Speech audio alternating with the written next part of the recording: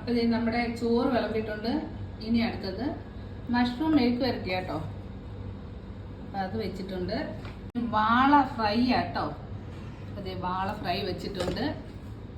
ഇത് നമ്മുടെ മഷ്റൂമും കൊച്ചുള്ളിയും കൂടെ വെച്ചിട്ടുള്ള ഒരു തീയലാണ് കേട്ടോ. ഇത് നല്ല സ്വാദാണ്. അപ്പോൾ ഇത് എങ്ങനെയാണ് ഉണ്ടാക്കുന്നതെന്നുള്ളതിൻ്റെ ലിങ്ക് ഞാൻ നമ്മുടെ ഈ വീഡിയോയുടെ താഴെ കൊടുത്തിട്ടുണ്ട്. എല്ലാ കൂട്ടുകാരും അത് കയറി നോക്കണേ.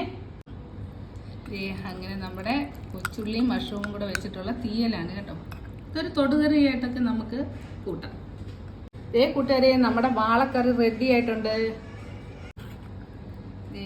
അങ്ങനെ നമ്മുടെ വാളക്കറി തേങ്ങ അരച്ച് വെച്ച കറി കേട്ടോ. തക്കാളിയും തേങ്ങയൊക്കെ ഇട്ടിട്ട് അരച്ച വാളക്കറിയും നമ്മുടെ ചോറിന്റെ മുകളിലേക്ക് ഇങ്ങനെ ഒഴിച്ചു കൊടുക്കാം.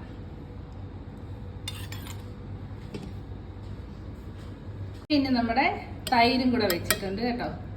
അപ്പം ഇന്നത്തെ ഉച്ചയൂണ് ഇതാണ്. എല്ലാ കൂട്ടുകാരും മറക്കാതെ ചാനൽ ഒന്ന് സബ്സ്ക്രൈബ് ചെയ്യണം കേട്ടോ.